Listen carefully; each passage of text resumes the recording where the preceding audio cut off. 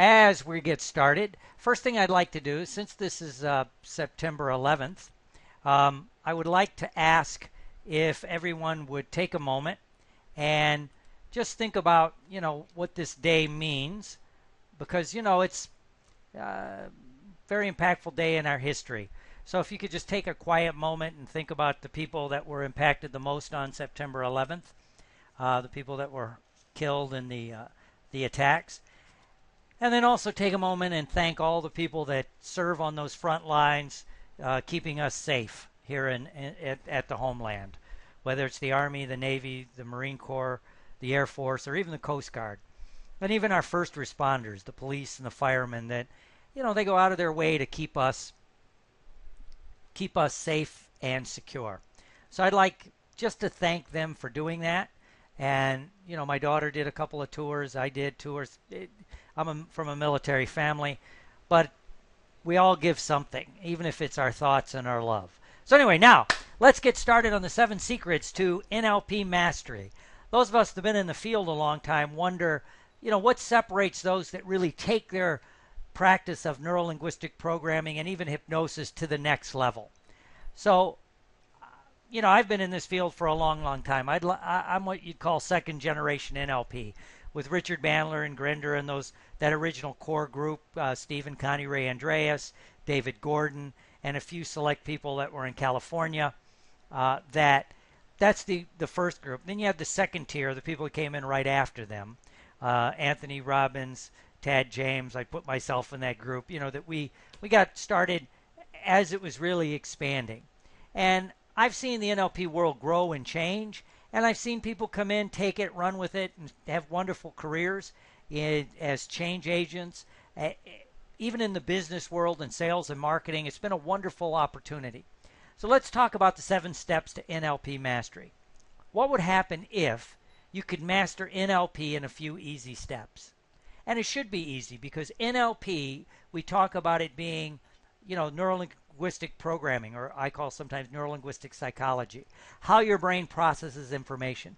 One of our claims to fame is that we can make things faster, easier, and more effective. If this is true, and I believe it is, why aren't we using this in teaching this? So actually, the NLP training should be becoming faster, easier, and more effective. I use the martial arts analogy a lot, as a lot of you know.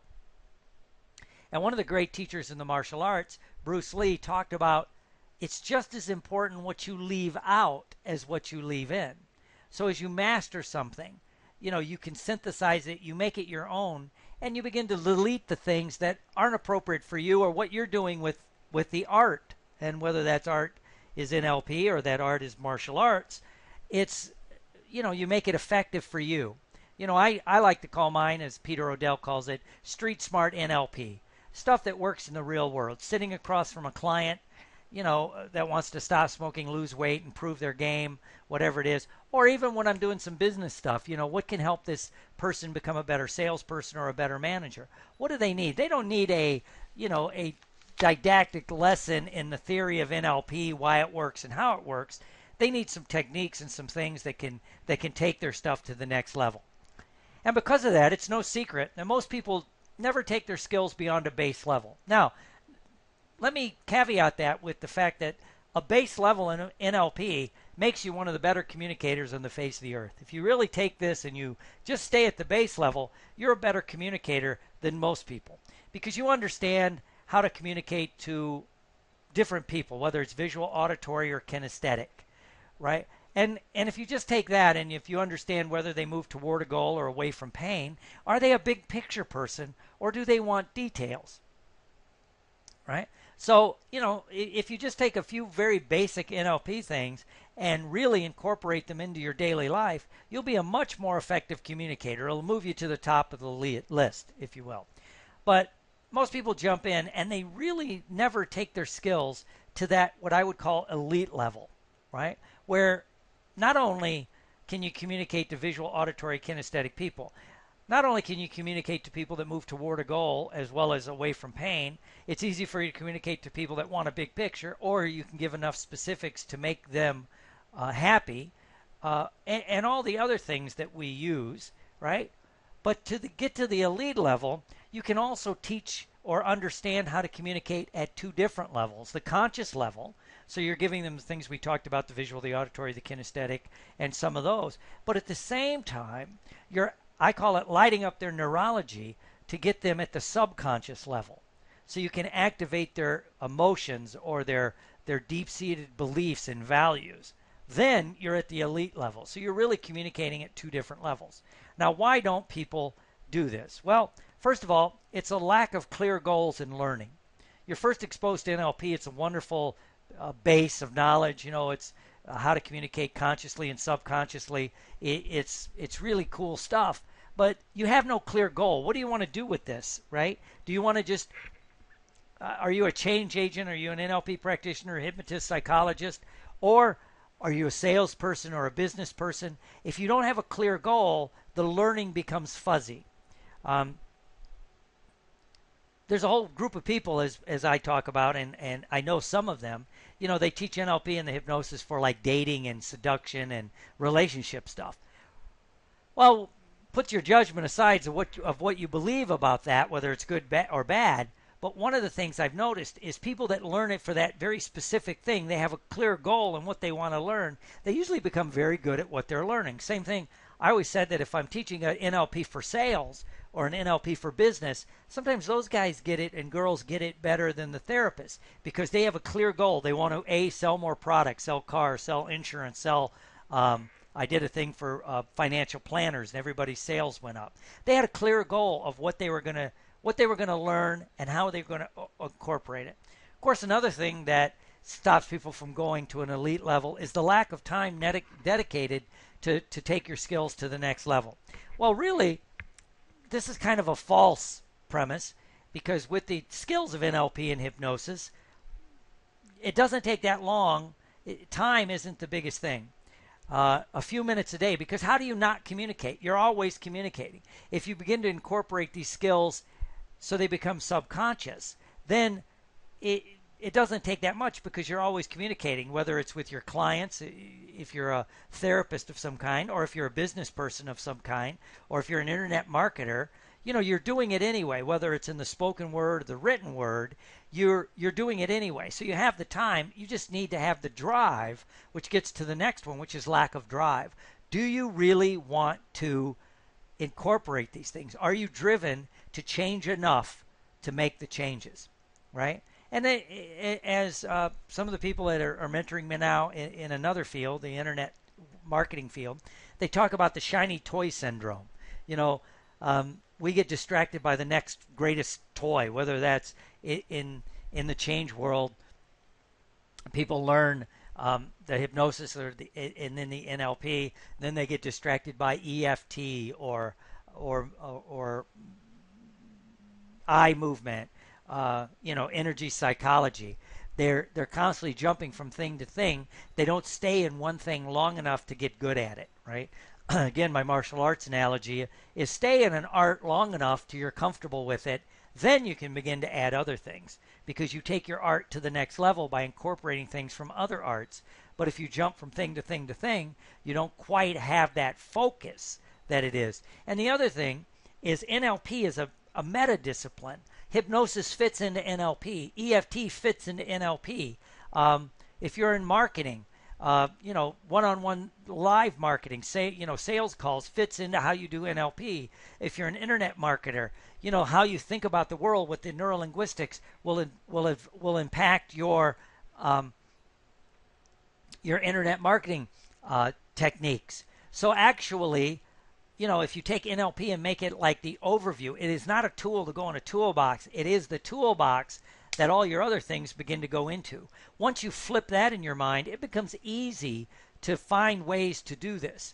And I would say another thing that keeps people from really succeeding is bad trainers. A lot of the problem can be traced to bad or ineffective trainers. It's trainers that are theory-based, right? They talk a lot about theory. Why do they talk a lot about theory? They don't have real-world experience. They haven't really done it. Again, who makes the best martial arts instructors are people that really do the martial arts. They go to tournaments. they compete somehow, whether it's MMA or open competitions, point karate or full contact karate. The best teachers I had were the ones that they would put their belt, as I call it, they put their belt on the line. They're out there, they're competing. They don't just go to the tournaments and stand on the sidelines. They're competing at whatever level they can compete. Again, for the NLP, are they just trainers? They go, oh, I don't really practice anymore, I'm just a trainer. Or are they out there in the trenches? Are they helping people stop smoking, lose weight? If they're doing sales and marketing training, are they selling things? Are they promoting things? Are they using things? When I teach my six-figure cash practice, I've run six-figure cash practices for years. I've built practices, so it's real world. I still see clients. Currently, I'm doing a little bit more in the clinical psych world. So I see guys with traumatic brain injury. As I said earlier, some of our veterans, things like that. I'm down and dirty with this. I'm seeing what works and what doesn't work, because that goes to the next thing about no useful applications. If your trainer or the person that's teaching you is doing it in real time, they're giving you useful applications from the start. They're not getting lost in theory or what worked 20 years ago. When I started doing my research to learn a little bit more about how to internet market, how to grow the internet side, I wanted guys that were doing it in real time. I wanted people, guys and girls, that were like, this is what they're doing, and they're showing you how they're doing it. There's no fear about, this is what I'm doing. And I love when a trainer, and you can tell they have real world experience when they can tell you things that didn't work, right? I don't want to say failure. They had a massive learning experience, right? In other words, they wasted time, money, effort, whatever it happened to be, right? So great. So if you can begin to separate the bad trainers, basically, do they do it? Do they see real life clients? Are they applying what they're learning in their whatever it is, whether it's building a practice, whether it's changing clients, whether it's the marketing? I'm doing the book seminar now, how to write a book in 30 days. Well, I'm writing a book with my class. Why? Well, I'm going to teach how to do it. I'm going to teach how I do it my way. I'll give you a couple of other options that I know of that I've done in the past. I'll teach you the way I do it now. This is what works for me, right? And because of that, there's self-growth built into the training. I always say when I'm doing an NLP training, I want people to bring their problems. Most people come into the change world, or even if they're business people, if they're kind of drawn into the NLP or the subconscious aspect of what we're doing, they have some issues they're trying to work through themselves. And I think the greatest way to get hooked into NLP and hypnosis, but especially NLP, is to experience a transformation yourself. Last month I did a big training at the National Guild of Hypnotists convention. And I told people the first day, write down some things you want to work on, some personal things, some professional things, some financial things, because I want you to experience some breakthroughs based on this technology, because then you begin to believe in the technology. I always tie everything back a lot to martial arts. It's like if you ever learn some martial art technique and then you go to a tournament and it works, you're hooked. Of course, if you ever unfortunate enough to actually have to practice it in the real world and it works, it makes you more excited about what you're learning. Excuse me, just banged my microphone. So you need that self-growth built in, because we're all still changing, growing. I'm not done yet. Every day I learn more. I always like to say that the more I learn, the more I realize I really don't know anything. There's so much stuff to learn, whether it's how to take the NLP and apply it to internet marketing or one-on-one sales or whatever it is that we're doing, right? So there's got to be that self-growth built in. Also, some trainers just cannot seem to transfer the information to the people in a way that they can use, right? And that they can grow with, right? I don't know why that is. It just is. Could be lack of experience. It could be lack of training. They're just not able to transfer the information.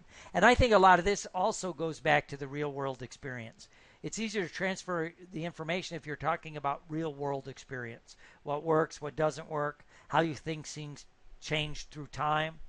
I could talk about, I heard someone talk about stop smoking, and what was really cool is he talked about, he helped people stop smoking in the 80s, and this is what was working, and in the 90s and early and now, much different clients, much different problems.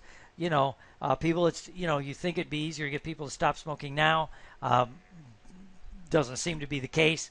But this guy was easily able to transfer how he taught because he was using real world experience. And a lot of this also goes down to they don't know how to teach to multiple levels, the conscious and the subconscious mind. Can you teach to both?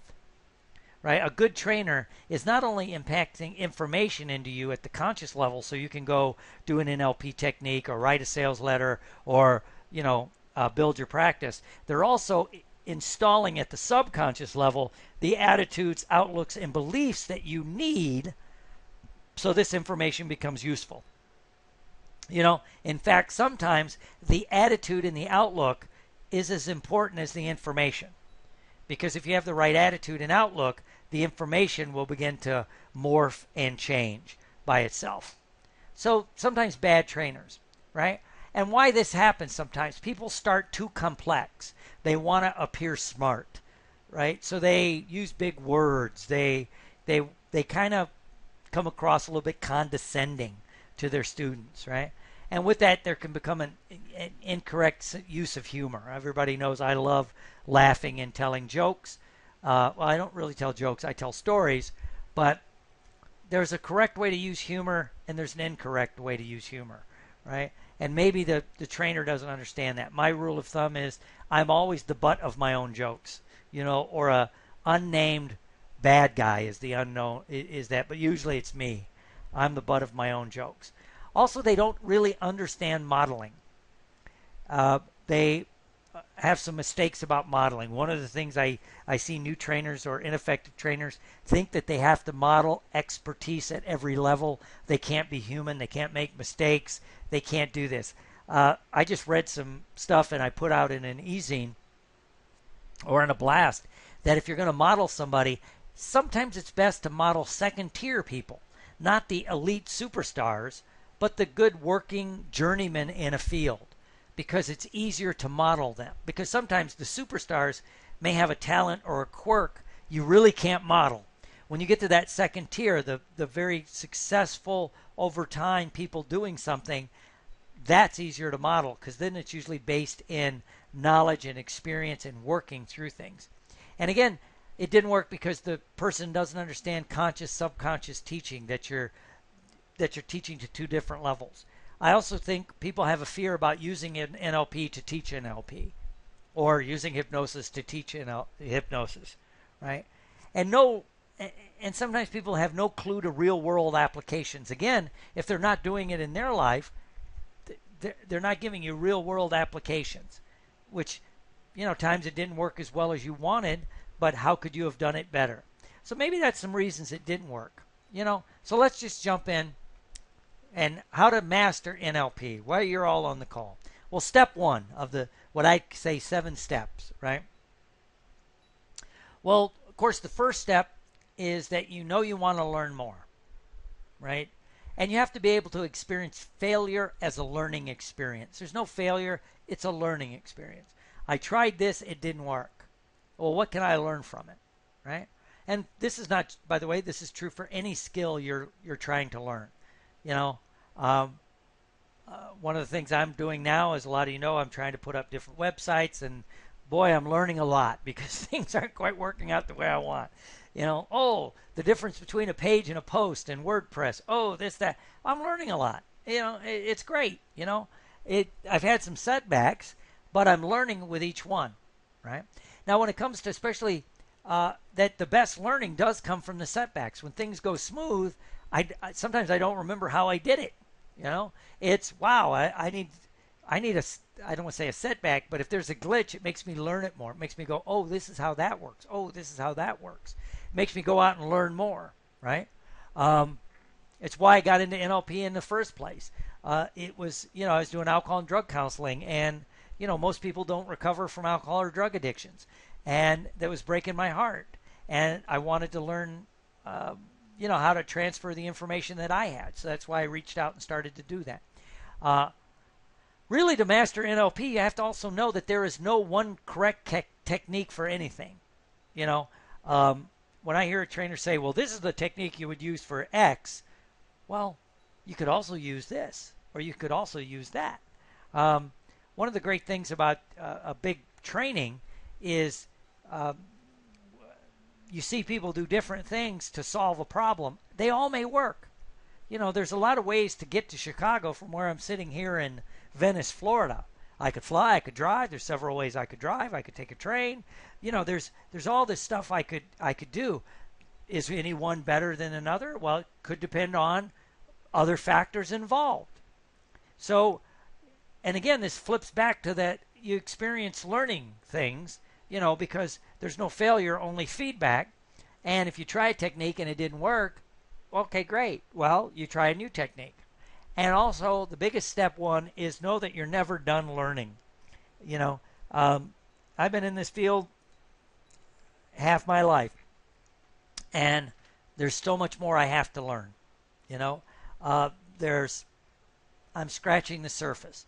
I'd say I'm pretty knowledgeable in a few things, but I'm beginning to learn learn more. How to apply this to the new fields I want to go into.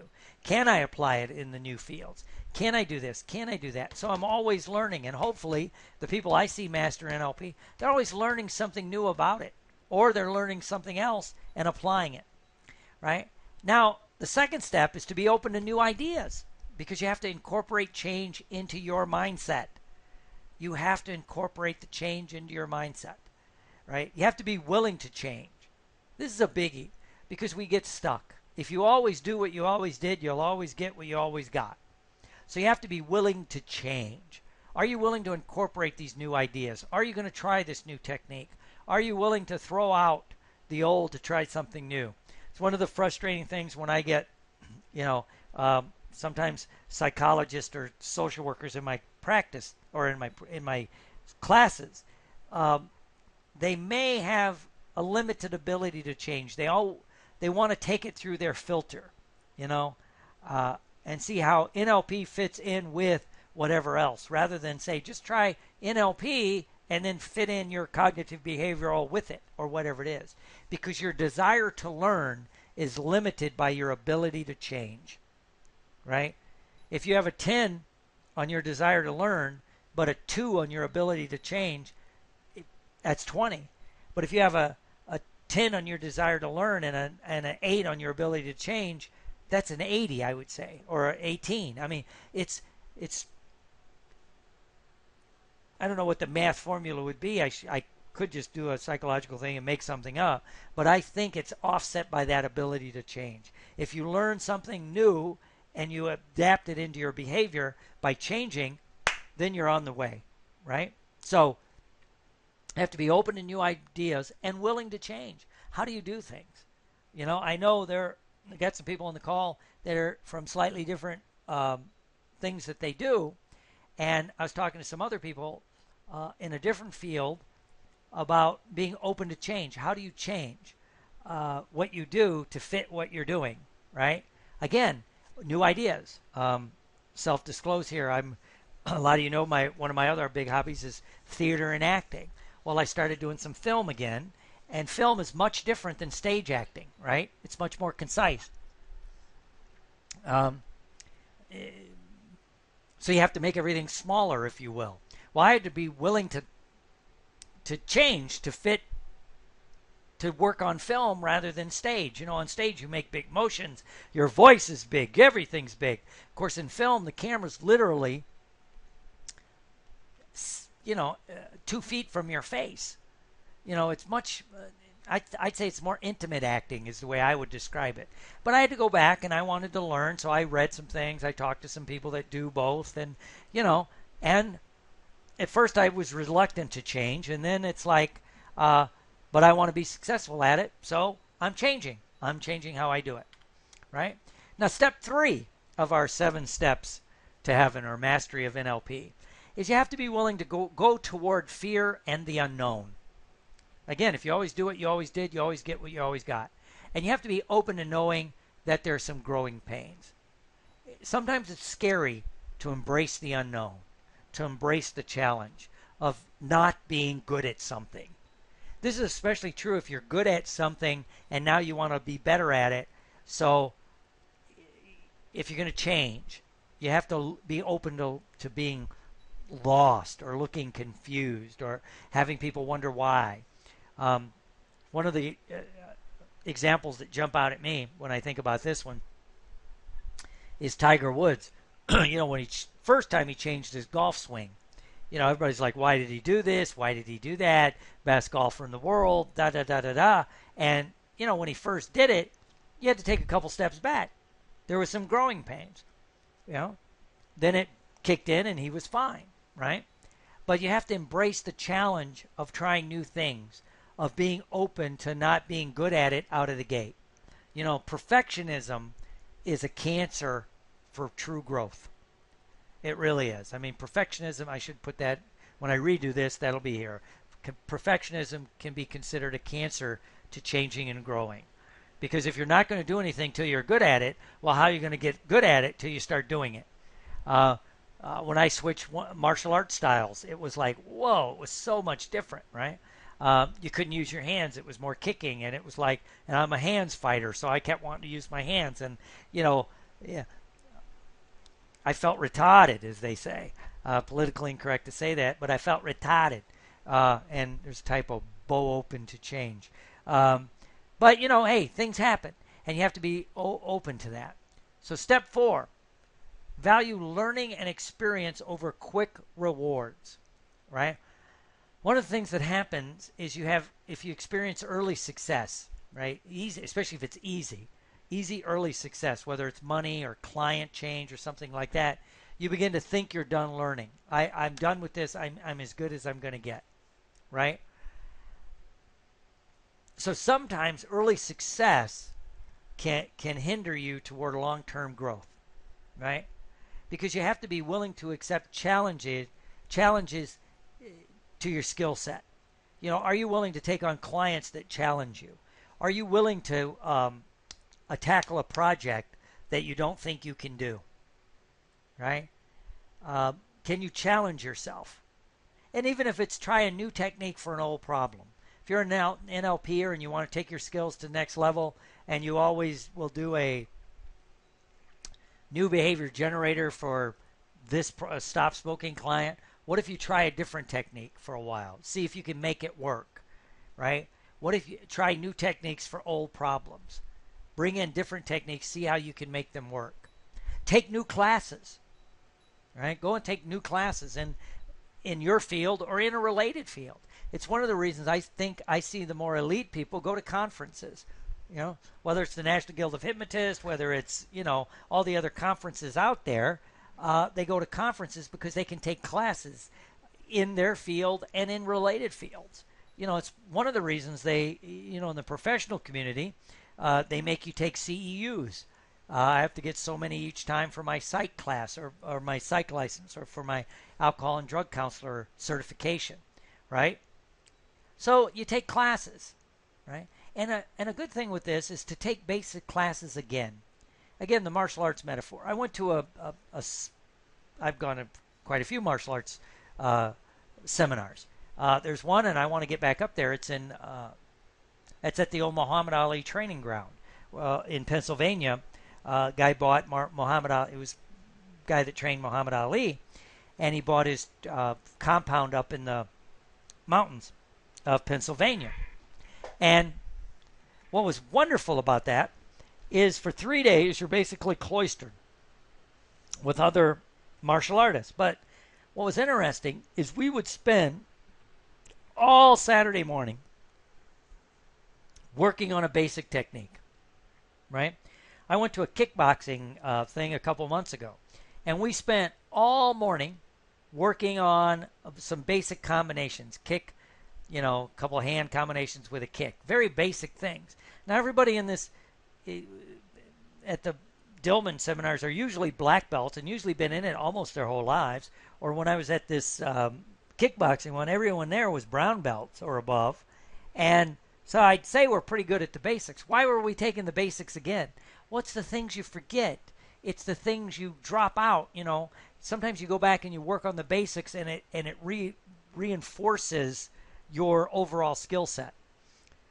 I use a football analogy also. Every off season, Peyton Manning Drew Brees and Tom Brady and Aaron Rodgers, four of the best quarterbacks playing football now, if not some of the best to ever play the game. One of the things they all do is, and I've been reading on it, is they go to a camp themselves on the basics, the footwork, how do they set their feet, where's their elbow when they're throwing the football, their hand placement, all this other stuff. Peyton Manning's been doing this for his whole life, literally. And why does he do that? And he talks about, well, you got to keep the basics fresh and tweak it a little bit because you're a different person now.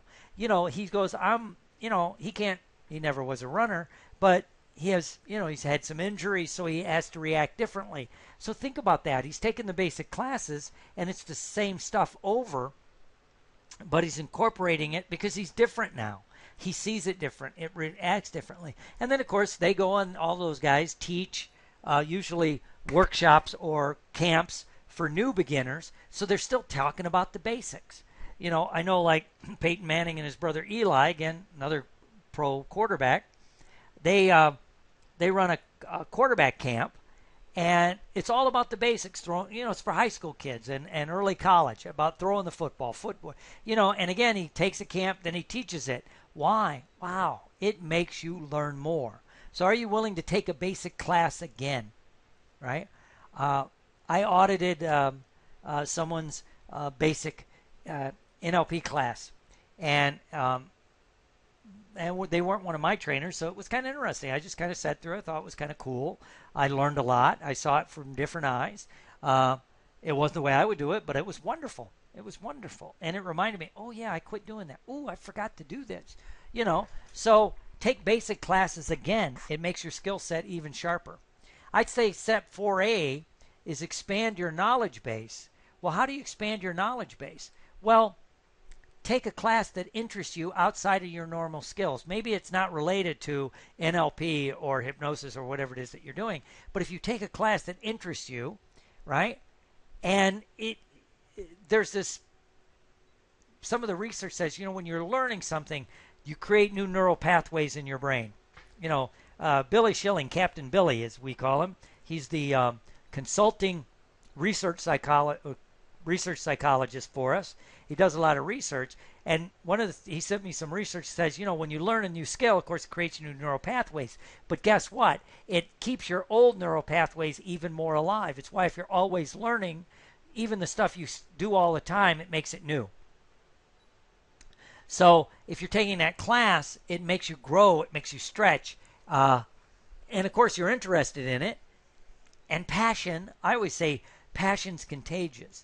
If you're passionate about one thing, it can spill back over into, if you begin to lose some of the passion about your NLP, hypnosis, EFT, Reiki, marketing, whatever it is that you do, if you go take something passionate, that passion can come back and spill over a little bit into whatever else you're doing. I'd also tell people to take something you're not good at and use our skills, the NLP and the hypnosis, to master that. Are you willing to go take something you're not good at it, right? It's one of the reasons I started taking Taekwondo. I'm not good at kicking. I've had knee surgeries. I wasn't real flexible. I'm more flexible now than I was, 30 years ago because I started doing this stuff. I wasn't good at it. I needed to get good at it. And I used some of my skills to that. Another thing, I started taking voice lessons. I, been doing theater my whole life also. But I never really sang because never learned how. And I wasn't very good at it. I'd be in a musical and they'd say, just mouth the words.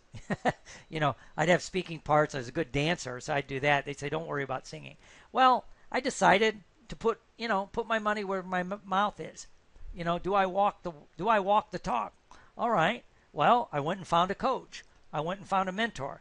I took lessons. I took it serious. I listened to what he said. He was teaching me the physical skill set of singing. He also was teaching me the mental skill set of singing.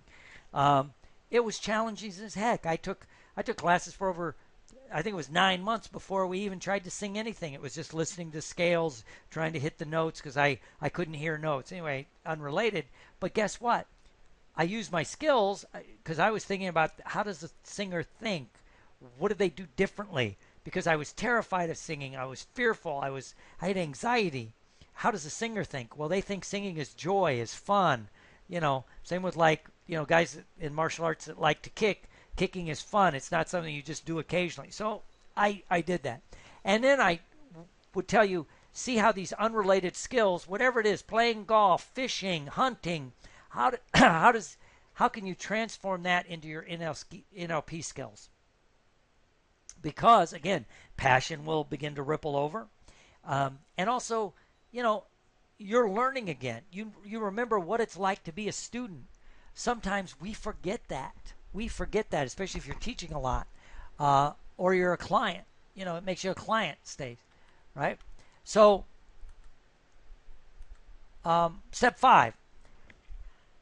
Know you have a lot to learn by reviewing the basics, because you review your basic skills with new eyes and ears. The truly masterful people in this skill of neurolinguistics, because it's changing, it's morphing, it's growing, they review their skill sets. They go back, they take classes, they sit on their students' classes. They're not afraid to let other people teach so they can watch them do it, right? See what they're doing, and watch others use their skills without judgment. When I'm at a conference, I'm watching people teach. I'm not making a judgment about how they're teaching. I'm thinking, wow, I like that. Ooh, that was kind of cool. Ooh, I'm going to do that. Whatever it is, I'm trying to incorporate what it is. And I like to go to the basic things. When I was at the conference this time, I went through a couple of things sat in the back on basic hypnosis and basic NLP, because I've got to master the basics. It's all built on the basics, right? Step 6. You need an honest self-assessment. To master this skill or any skill, you have to do an honest self-assessment. What are your strengths? What are your weaknesses? Right? One way to do that is, what do you avoid? Is there something you avoid doing? Right? And you have to take the time to work on yourself and your skills. Right? One of the things about being change agents or coaches or consultants like that is we're always helping other people. Do you take any time for yourself? Right? And work on your skills. So it's that honest self-assessment. This can be tough. What are your strengths? What are your weaknesses? I know I have mine, and I'm working on them. I know what I have a tendency to avoid. And sometimes I have to go, okay, this is what I usually avoid, so this is what I'm going to do. Right? Step 7. You need to get a mentor and a coach because you need outside insight, whatever that is. Because you can't judge the show from inside it. It's hard to direct a show and be in it, as they say in theater. You need a good co-director, if you will, someone with a clean eye, someone that can look at it.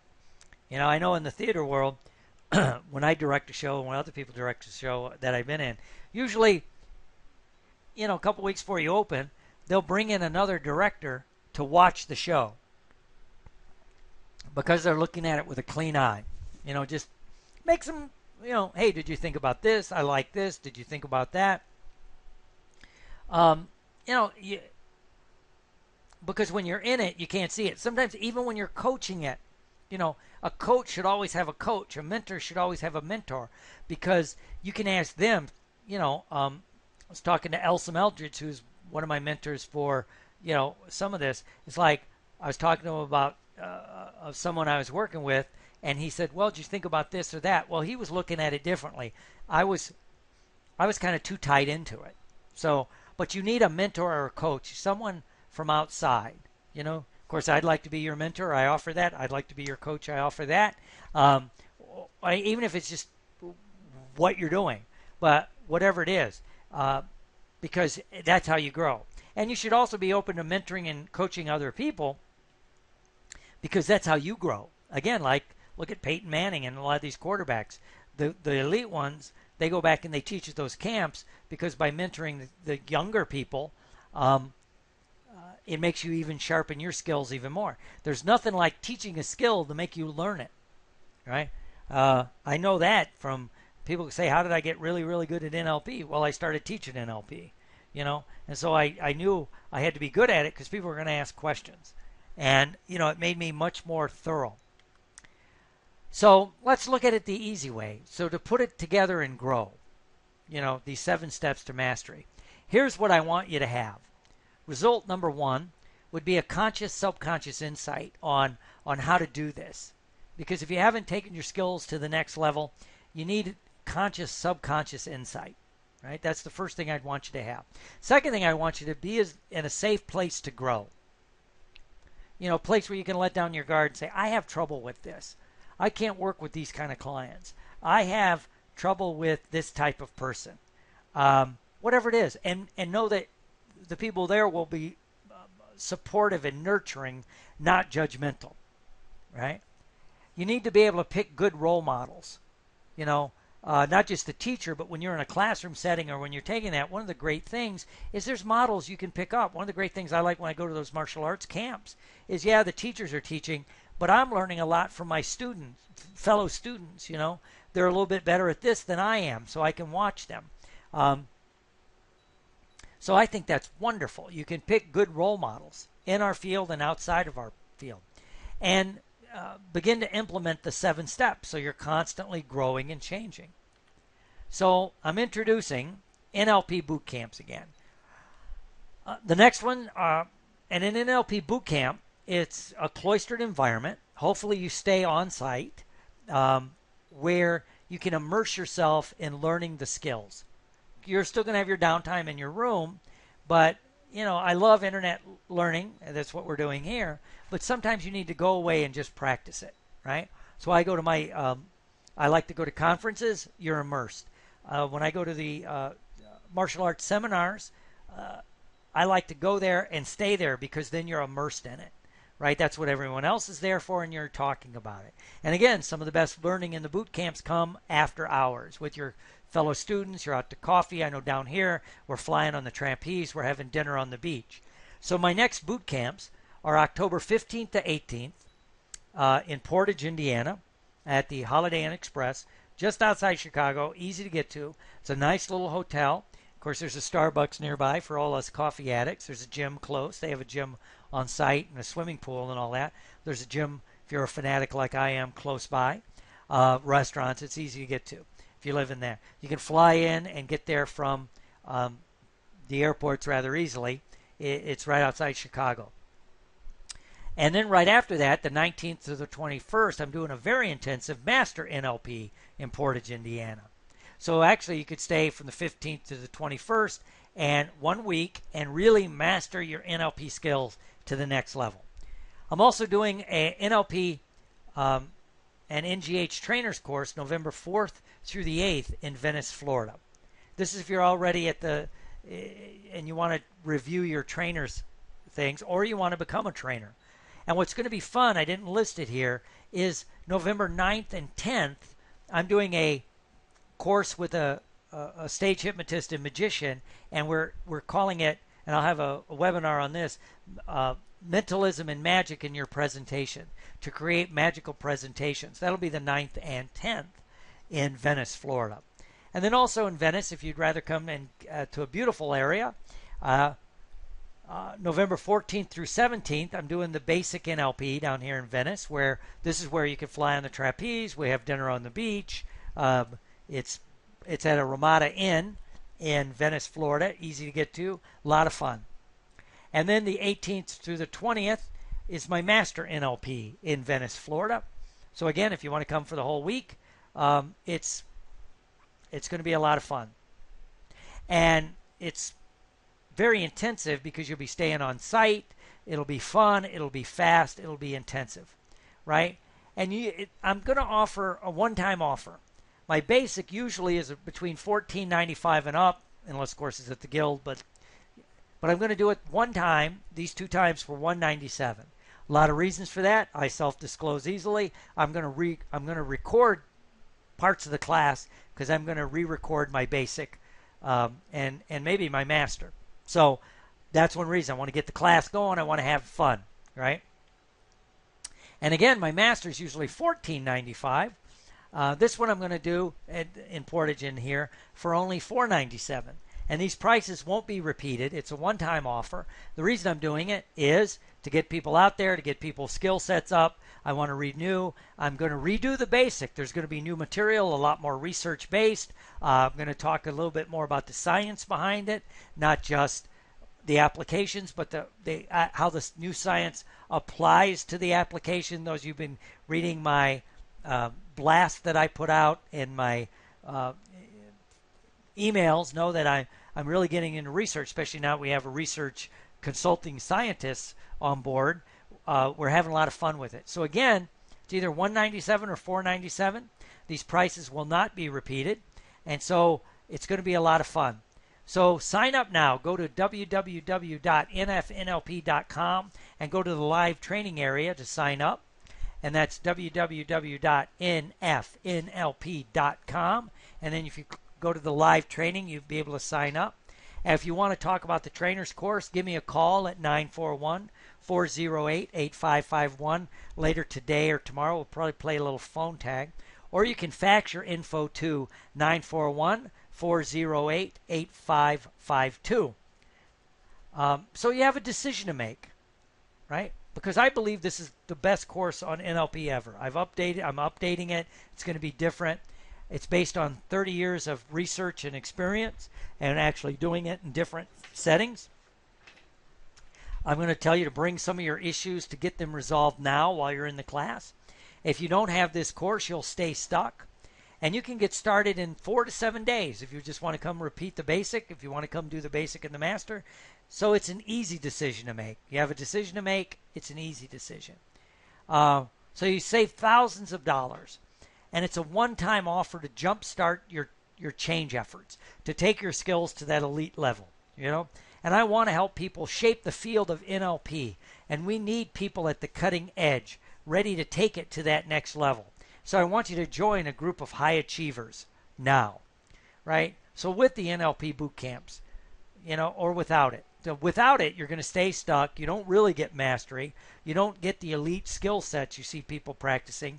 There's no mentoring because the whole class is mentoring from me and from each other because maybe it's been a while since you've done that. And you don't get outside help if you're not at a situation like that. Now with it, you get true mastery, true growth. You get to get unstuck, whatever's stucking you now, right? You get personal growth. You can get some rapid breakthroughs. You'll get mentoring. There'll be role models. And, of course, we'll have a lot of fun. So go to www.nfnlp.com to secure your spot now. Of course, we're going to have limited seating at a lot of these. Plan your breakthrough trip to either the Holiday Inn Express in Portage, Indiana, or the Ramada Inn in Venice, Florida. The details are on the website. And if you want, you could contact us to reserve your space, again with the phone numbers, which are on the website. Contact us. We'll take your info, you know, name, address, all that good stuff, and we won't run your credit card till the week of the event if you want to do it that way, because I want you there. I want you to grow. So space is limited. Sign up now and start your road to mastery. And join me on this wonderful journey so we can shape the world of NLP together. So go ahead and do it now. www.nfnlp.com. Phone number 941-408-8551. We'll probably play a little phone tag. I've got another class today and some calls to return, but we'll get back to you and we'll have a lot of fun with this. So go ahead and do that now. I'd like to thank everybody for being on the call. I love the fact that you people let me be a part of your life. Thank you, and Godspeed to everyone.